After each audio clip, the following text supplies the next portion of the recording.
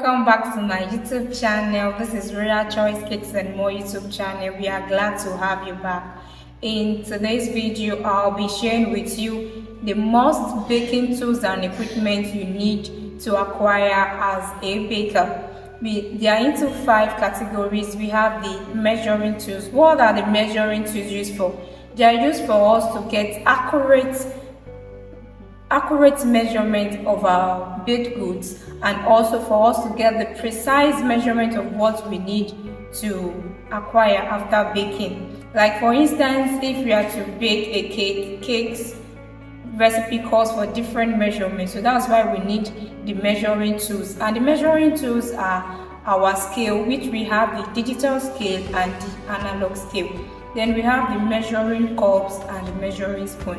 Then the next tools I would like us to have in our kitchen as a baker is the mixing tools, which are the hand wicks, the electric hand mixer, and also the stand mixer, which are used to mix our baking ingredients properly.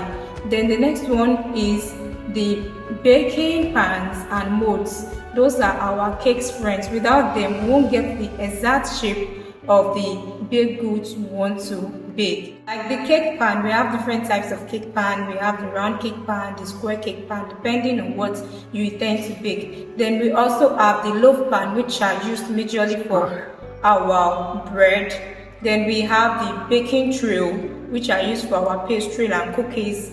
Then also we have cupcake pans. So people call it the muffin pans. We also have the cupcake pans, which some people know it as the muffin pans. Then also we have the rolling and shaping tools. They are essential, especially when it comes to our chin-chin production.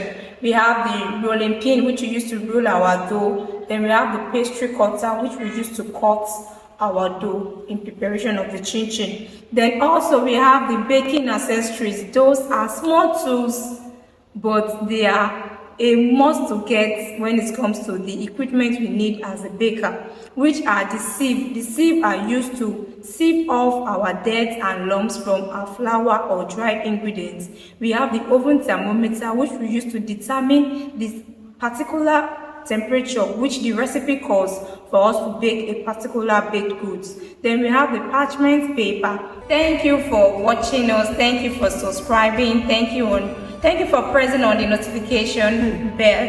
And I have a question for us this week. Can you just go to the comment section and type in the best baking tools you use? Thank you all. See you in our next video. We love you.